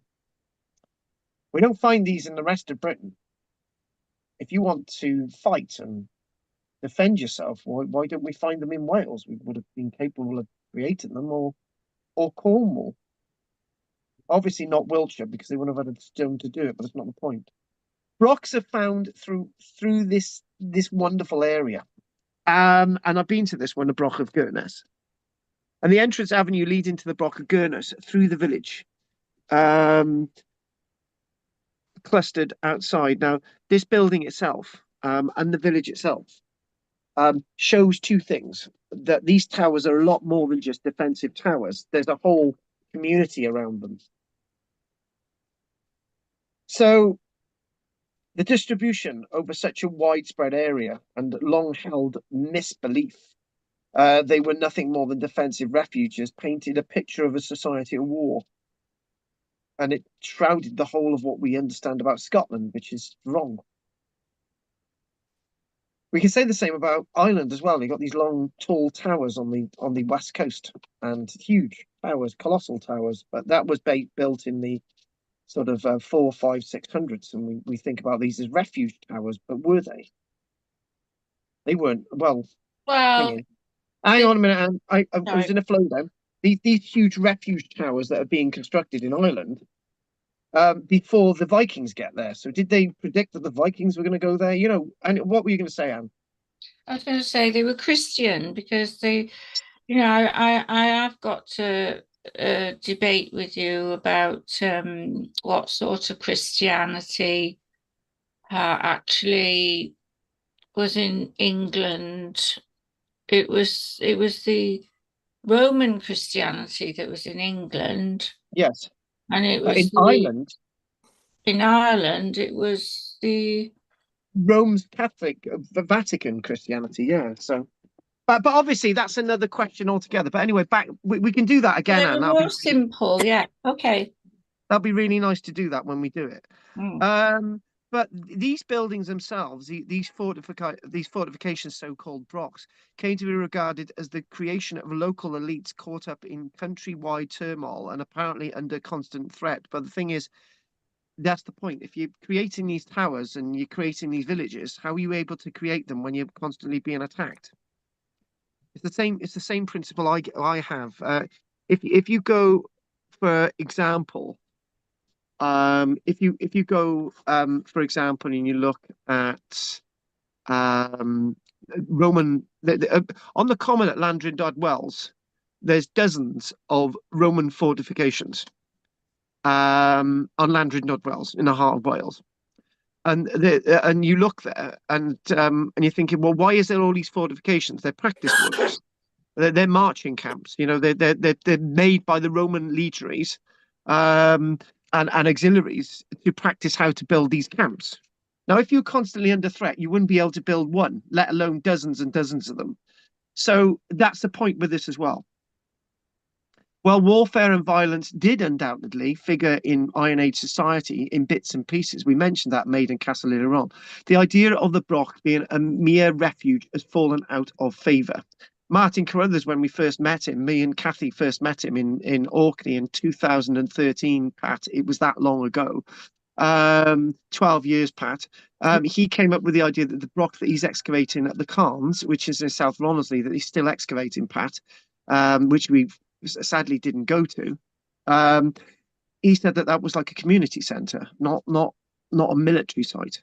So Broch studies come a long way from the antiquarian era and excavation and re-evaluation of previous investigations, particularly relating to the so-called wells encountered beneath them, suggest there was much more to Brochs than mere one-dimensional fortifications. But what we find, we see wells in them. We see strange chambers underneath them. And even when we went to the island of Rousey, the archaeologist Julie Gibson was saying that they've got these wells and sort of chambers in them, sort of for people to have a rite of passage. And you're thinking, well, what's the point of that when people need to drink? So these views have changed a lot. So even in a decade. So at least 700 Brochs are known to have existed across Scotland. Lots of them have now evolved into the sea. There may have been over 1,000 of them. We don't know. Associated with small communities as well. And if you're a small, again, it goes to this. If you're a community of 60, 70, 80 people, and how are you able to build this if you're constantly being attacked? You're not. Don't make sense. So they can't be for military purposes. So we know that these buildings are still being built even after the Romans invade southern England, way into the AD 100s. And there's well over 100 recorded on Orkney alone. And as I say, I've been to across Shetland and Orkney, about 15 of them. And the one at Musa, oh my God, it's to die for. You're standing up there and you're looking down through the stonework and you can see 13 to 14 meters below you. And you're held up by just one slither of stone. It's breathtaking. I remember the stone that I was standing on. I remember going to the person on the boat afterwards that took us out and saying, "You know that stone I'm standing on? There's too many cracks in it. It's gonna break through one day." Anyway, so whether they're about wealth, defense, prestige, community centers is something that we really need to think about. And we've done lots of discussions about these. I went to the Broch of Gurness. It's a wonderful settlement around it. Maybe this was standing 13 meters high one time, or maybe they range between 5 and maybe standing 13 meters high. And what you and basically and inside they're hollow, they're round circular places inside. So what you can see is with these buildings themselves, and this was later used as well. What you can see is inside you've got double skinned walls, and with between those walls you've got little chambers and staircases and storage and all these other things. And these go way back to about 600 years BC. So the people in Britain were building these things when Rome didn't exist. When the concept of Rome didn't exist when they were building these things in Scotland. So what does that say? So like these, it is possible that some brocks were known. Some of these, you just see individual towers. Maybe they were for defensive, looking out at sea, but lots of them have got ditches around them. Lots of them have got ramparts. Lots of them have got settlements. Lots of them have got all sorts of different things. And not a single one of these brocks shows any sign of being destroyed in any kind of conflict or fire or anything. So what does that tell you? That tells you that they weren't defensive buildings. Instead, Orkney's this is the one that Pat went with me to Rousey. So basically, standing at Rousey there, the Midhow Bruch, and you're looking over to mainland Orkney. We went over there on a little ferry. It was great. Oh my God. There was a guy with us. You think I'm daft? There was a guy with us called David, right, who sat on the edge of the boat, right, plucking his guitar, right, on the actual side, on the railings in this sort of bit. He was sat on there, and the captain was shouting and screaming at him, and he ignored him. And anyway, we eventually got on the island intact, alive. Anyway, so what we've got to do is think about what's going on with these, and understanding them. These people lived in a land that we clearly don't really understand. Perhaps not surprising considering, we've got these areas, and maybe a tower basically said, "This is where we are. You're over there." There's no need for local squabbles, and we don't find anyone dying associated with these buildings. It is now generally believed that although defences may have played a part, obviously drainage there, very important, these ditches and so on, banks, were more likely to have been built to impress. So cutting into that stone, quarrying that stone, digging into the ground is as important as the structure itself. So Brock villages like this one, although many Scottish brocks stood alone, the larger examples in Orkney and Shetland were surrounded by small villages and little ditches and stuff around them, or no ditches at all. So I've been to this one, and the Broch of Gurness. Pat wasn't on when we visited this one. At one time, it was thought that the jumble of external buildings and walls outside the brocks were later additions, built after the tower had fallen out of use. But in light of the excavations, this one and the one near Stromness, which I also visited, it seems now that these were constructed at the same time as the towers. So that means that it's going to be very difficult to defend a tower if you're surrounded by buildings and structures that can be set alight. Anyway, this is going down into the ground, nearly 20 foot into the ground. These steps leading down into the chamber at Mine How, and we've already done this as an Iron Age structure. We already did this. This is on Orkney. Remember those steps leading down into the ground, and this is a thing. These people are building into the ground as well as above the ground, and that's very important. So what we do, we find souterrains, we find underground passages, we find this one, which is really odd, right? And this is the reverse of a broch. This goes into the ground, right? And when we look at these buildings and we look at the brocks, they function as something specific rather than for burials, rather than for ceremony. And when we think of something like this, into these brocks, you've got broch wells. This is the one at Gurness. And the one at Midhow was the one shown to us by Julie Gibson, and had water in it and stuff.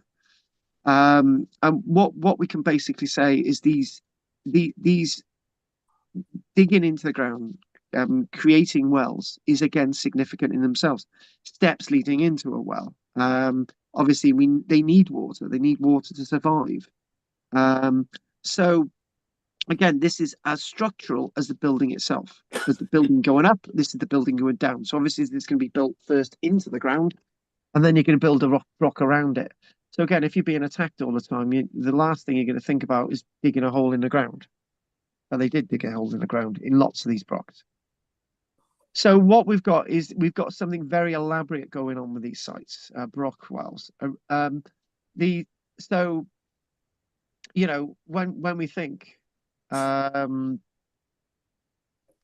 we think about these things, people actually thought there was like a ritualistic spiritual meaning to them, but they are obviously utilitarian, and they have got the power of giving life when people need water within these buildings when it's particularly dry. But there is something else about these structures, as there's something else, the body there, as there's something else about this one at Mid Howe. Water, brocks, the villages, the settlements have got something very much to do with metalworking. For this site at Mid Howe, time team when they excavated, I think about 2000, they found evidence of metalworking and trade, right? And yes, the Iron Age in Orkney is very much an Iron Age in Orkney, right? So this body has got something to do with the metalworking and the brock and the hole in the ground at Mine Howe, like many other sites. So what they're starting to find is metalworking evidence, a furnace here at Mine Howe in the north east of the Orcadian Islands, east of Kirkwall, for example. The metalworking assemblage was hailed as one of the best metalworking sites in the whole of Iron Age Britain. What that tells you is that these people, far from being isolated from developing Roman era Britain, these people have got technology that equates to what's going on in the rest of Britain without the influence of Rome. Except there's a weird thing here. They found a lot of Roman pottery at this site, and even a Roman-looking brooch, which was probably ended up here via trade. But this is clearly a Roman metal. Again, this is clearly an Iron Age metalworking site. So Iron Age Orkney was far from isolated, with the discoveries of Roman pottery and artifacts at many sites across the islands, and including Shetland. The accounts of Pythias in 325 shows that the islands were at least known. So Pythias was a Greek explorer in 325, knew that Orkney existed. So Orkney was part of the rest of the world well before the Romans. So when you're talking about nearly 400 years before the Romans come to Britain, well, actually 380 odd years, these islands were significant. And maybe when now you can see it now, can't you? Maybe when Julius Caesar's writing about I received tribute from the King of Orkney, he probably made that up because he knew that Orkney existed. So he may as well chuck that in there as well as the Northern Isles. So the riddle of the dead, this wonderful body. No, that stone hasn't been lodged in that person's head. It's just collapsed from the grave. So this is a female grave here. And do you know what I'm going to do? We're gonna edit this image a minute so we can have it lengthways, so it fills the screen. There we go. Let's have it. There we go. Save. Nice. So this body itself has got something to do with the hole in the ground at Mine Howe and with the steps, and the remains of the woman carefully buried beneath the floor of the smithy at Mine Howe. Although we have ample evidence about how the people of Iron Age Orkney lived, one area that remains clouded in uncertainty is what did they do with the dead? And what we're actually starting to find now is we're actually starting to find lots of bodies in Orkney from the Iron Age. So this is really significant, and this is really, really important. although we have ample evidence for about how people lived in Orkney, you know, the Brochs, the dead are starting to come alive.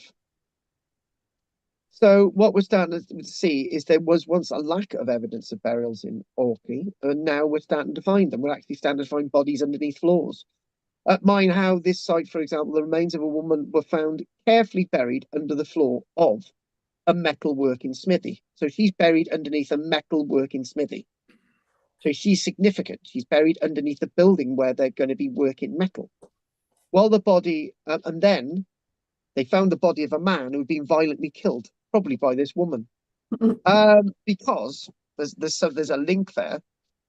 The body of a man was found in a pit, right? But she was found in a flex position, livingly buried. And what we're talking about is the body placed in the pit had been buried after rigor mortis had set in. So the toes were broken, forcing the corpse into its shallow grave. But this woman was buried with love and respect. This is interesting.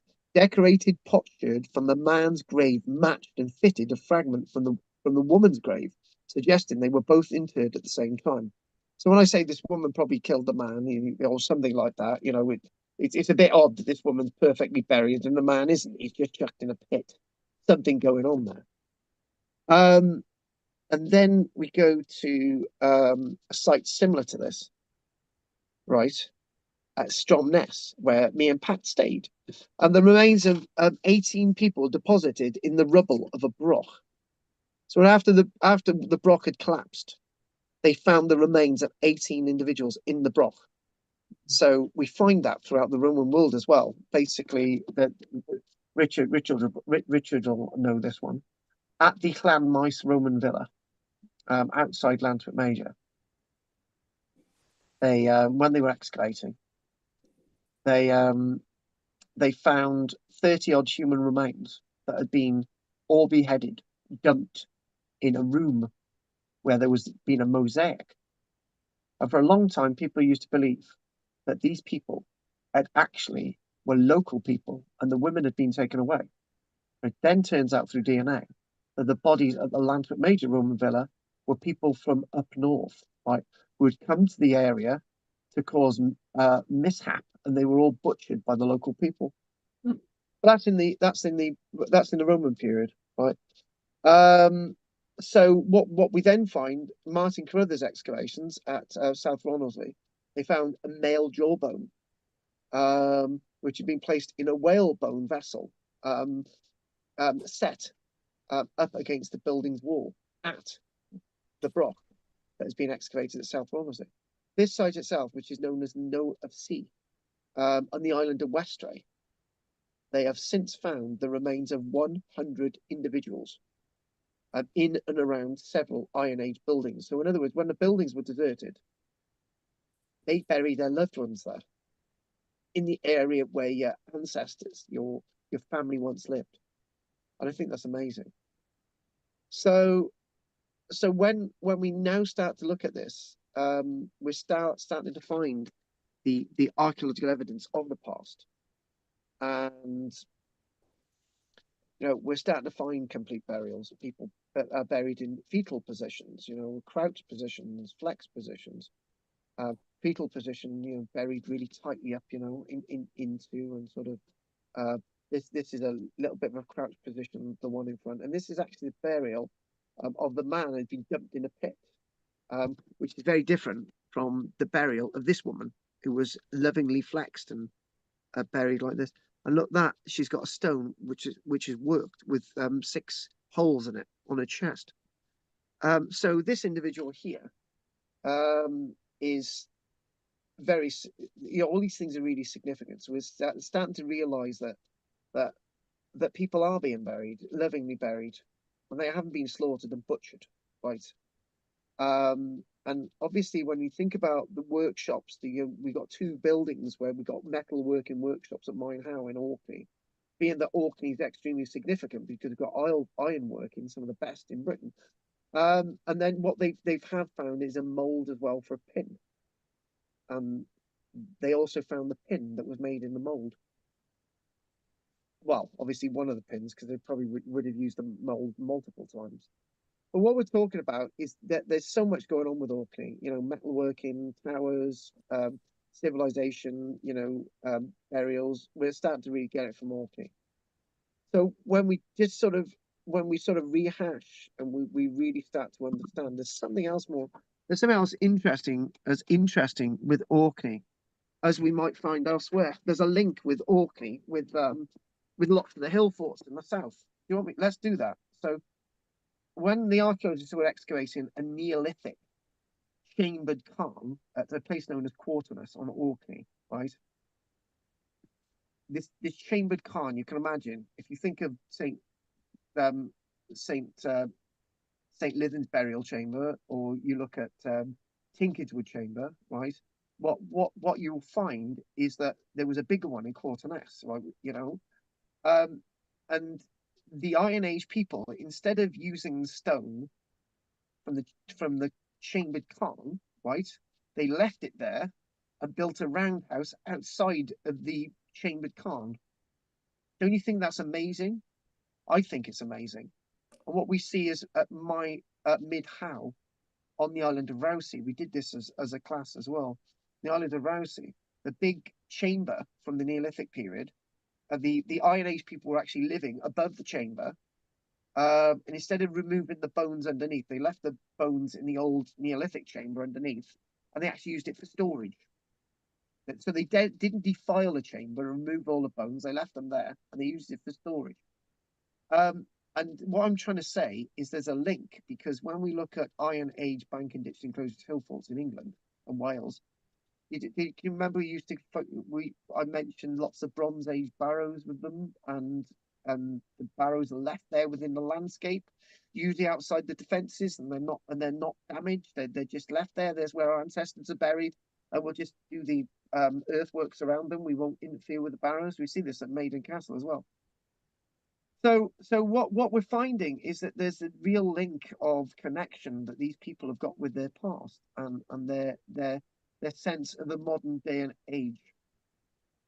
And we see that comparison that we've just made with burial traditions in old times, in Orkney, and burial tradition in old times at hill forts in southern England, exactly the same, where they're revering people from the past and not interfering with sites of burial.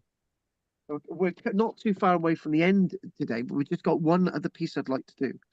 And when you think about it, this is actually Pictish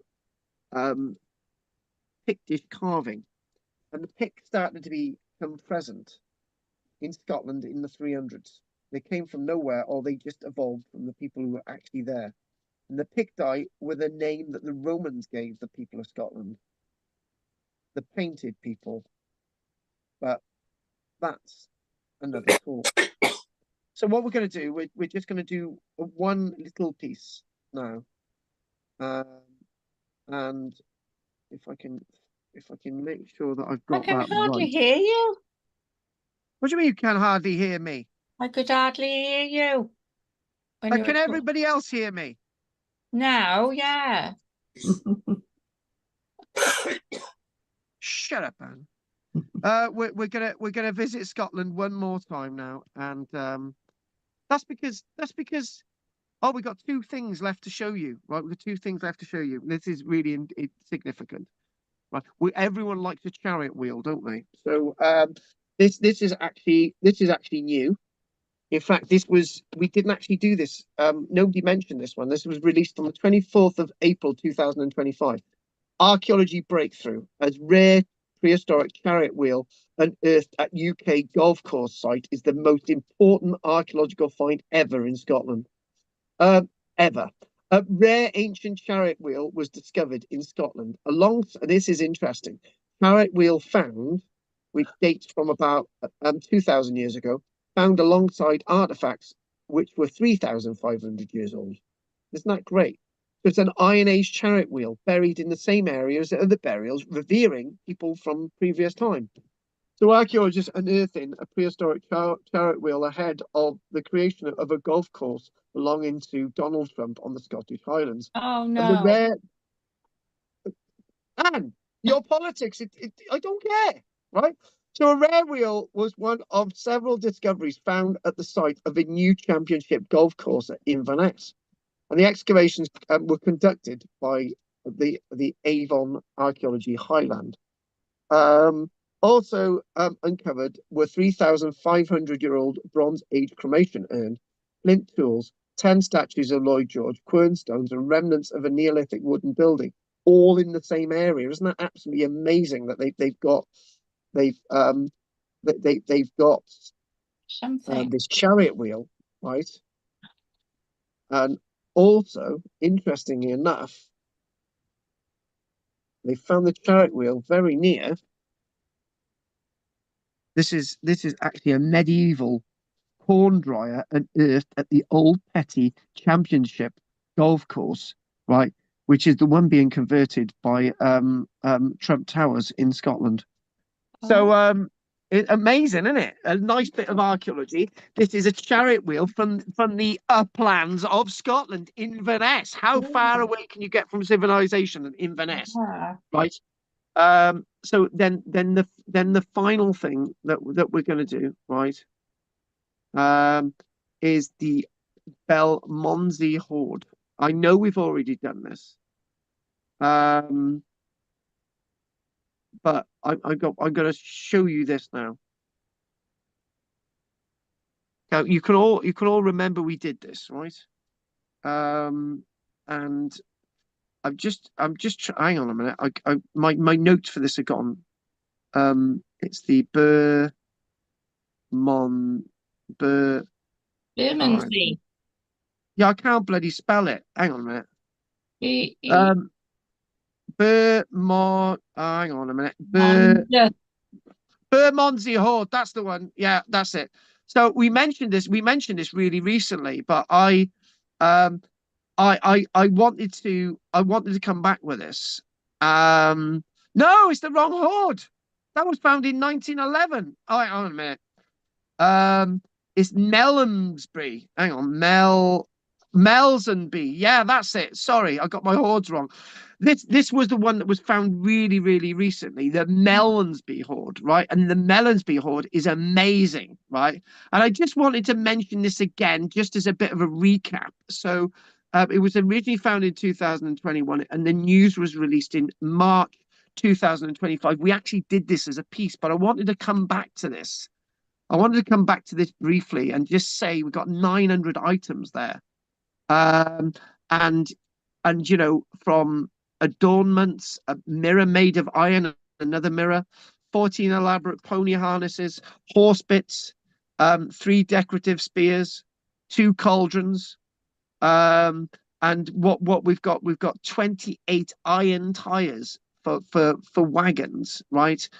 All of these things corroded together, copper alloy, iron, Mediterranean coral.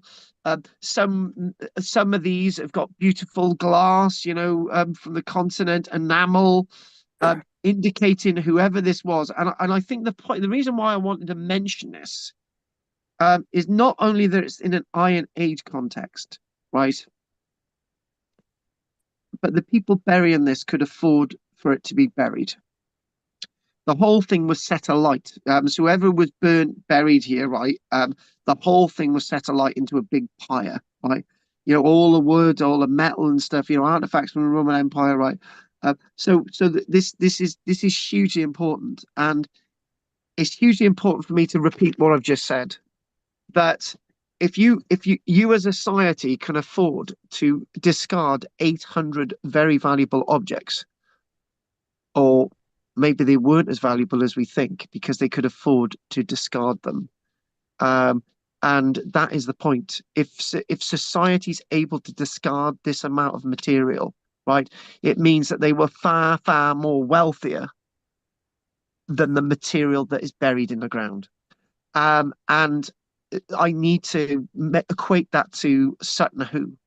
When Sutton Hoo was being discovered before the start of the Second World War by Basil Brown, I've got to keep mentioning his name, Basil Brown, when it was discovered by him on Petty's estates, Sutton Hoo.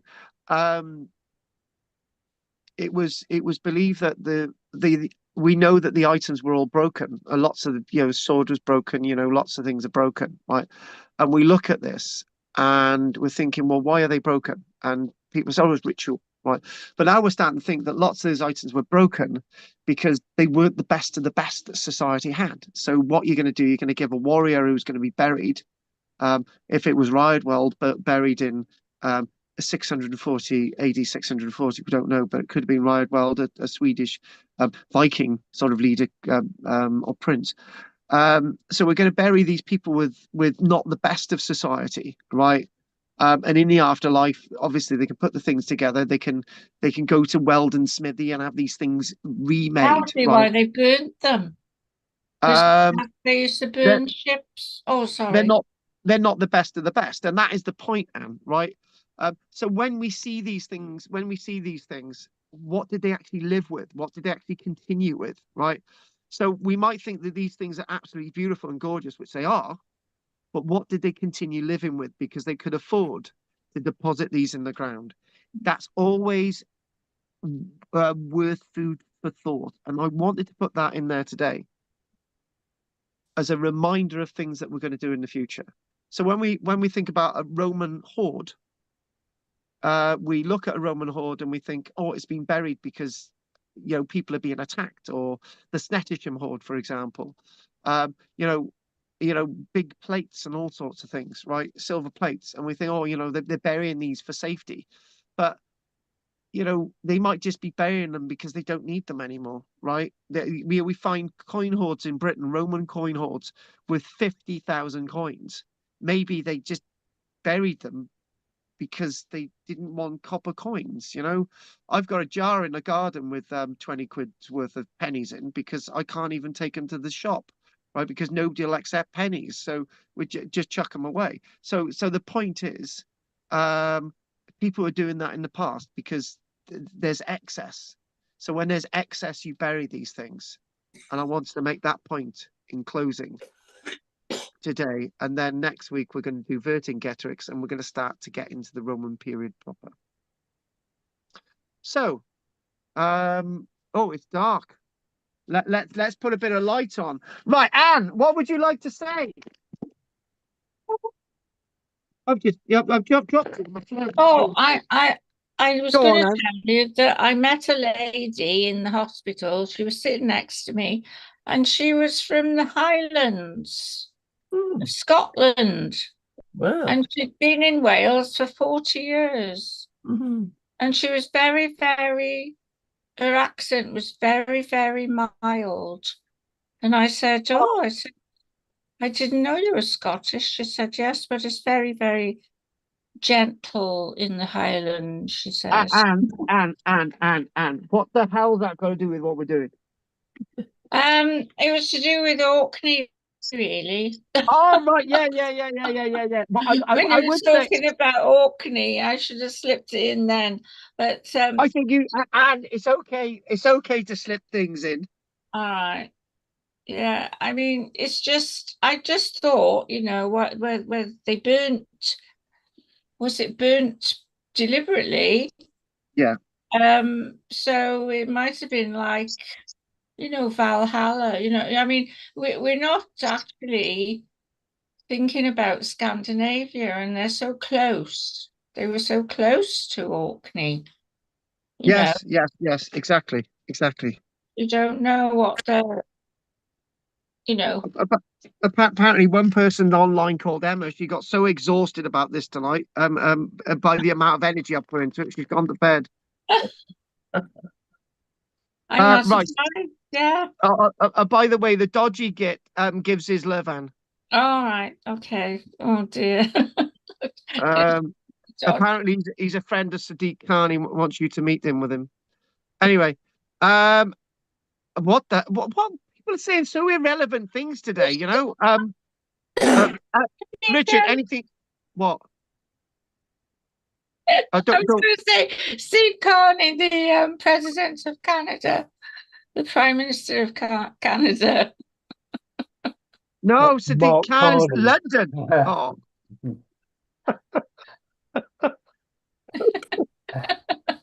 It's all right. Right, and that's enough. That's enough All right. now. Henry. One question I was going to ask you, about 5 slides from the end, you had a standing stone and there was some inscription on it. Carry on. Is it? I was just wondering what the inscription was, that was all. Oh yeah, that Pictish thing. That was. Is it a Pictish stone? Yeah, the inscription. So, but basically, all these symbols on here are basically a form of language. Yeah. So basically, all these symbolisms are like the crescent moon, like the that's basically a bit of a mirror there, the back of a mirror there, or different sort of like the eagle, and all these things have got meaning, and it's likely to be a language that is hieroglyphic language that these people are offering us in the world of the Picts. And if the Picts are communicating in this text, these are Iron Age people communicating in these texts. So in other words, Yeah. the Iron Age people had writing, We're right? literate. Yeah. Were literate and not illiterate, as we were told in school. So, but basically, Henry's point is valid, very valid, because if they're creating these things, they've created it from some context to have an imbued meaning, to broadcast something to us. This is what writing is. It's the same at the end of the letter saying, "I love you lots," or on the end of a text, "LOL." Or on the end of a text, I might put a turkey. It's all the same. It's passing a message. Yeah, it's communication. Anyway, anything else, Henry? No, that was it. Thank you. That's very good. Thank you. Thank you. And look at Henry. He's been in Wales so long that his French accent's gone. He's going back to Ireland It's soon. French. Do you know what? My therapist, right? My acting therapist. She's Oh. from Ireland, and she's going back over to Ireland soon as well. Oh. I wonder why. Well, they're good. Yeah, I got to tell her all about Yeah. my depression with being nude in the middle of a field. Right. So, did we ask Richard? No, No. no, No. no, very good. Right. Okay then, Very Pat. interesting. Nothing to add. Thank you, Pat. Very good. Thank you very much.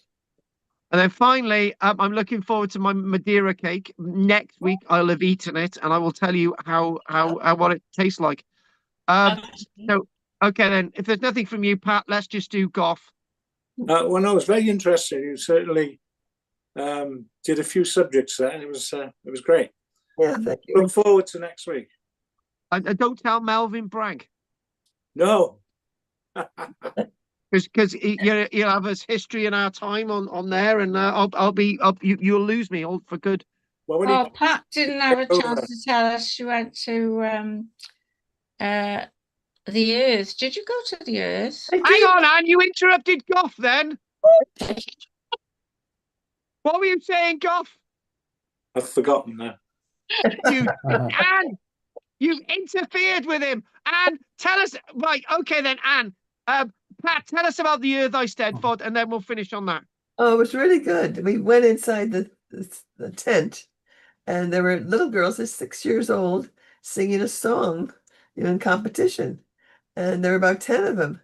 And my granddaughter wasn't one of them, but she had competed at the school, her school here in Bridgend, and had come in third in Bridgend, but she didn't get to go.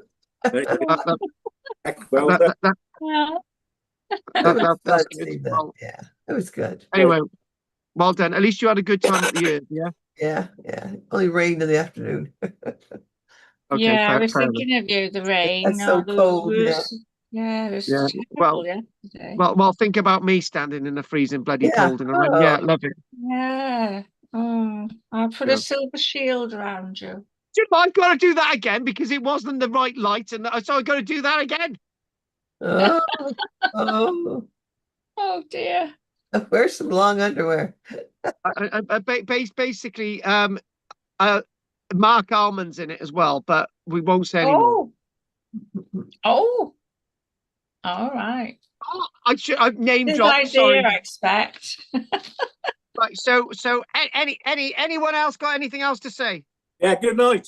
Yeah. Good All night. right then. Right. Good night. Hi, Good everybody. Well, night. say good night to everybody. Thank you very much, Pat, Bye. Anne, Okay. Richard, Goff, and the words he never said, and Henry. Take care, and everybody else Good night. online, and everyone else who knows me. I'm Night, going folks. to the hospital tomorrow, so Yeah, yeah. yeah. And we want to know. Yeah, I'm having a colostomy bag put up my Next nose. week. Yeah, I'm fine. Good luck. Thank you very much, Pat. Okay, bye. Bye. Night. Take care. Night, guys. Night. Have a long chat with your therapist. You might need it. I think I do on Monday. She's upset me. She's got to go because I speak to her on a Monday, and it's like you're going away for a week to Ireland, and she's going on a Monday. So never Oh, mind. you'll have to talk to me. Yeah, I'm off that day, Anne. I'm off. Right. Good night. Have a good week. Good night. God bless. Night, and it's got bloody cold. Night, folks. Night, Henry. Oh my God, that was so hard tonight.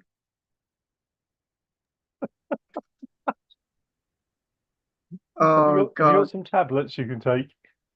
I just need an enema. I need something. I just gotta go out and fondle the sheep. Yeah, I'll let you do that. yeah. I think I will. All right then. I'll speak to you soon, Henry. I'll see you next week. Right. Bye for now. Bye for now. Night. Adios. Adios. Night.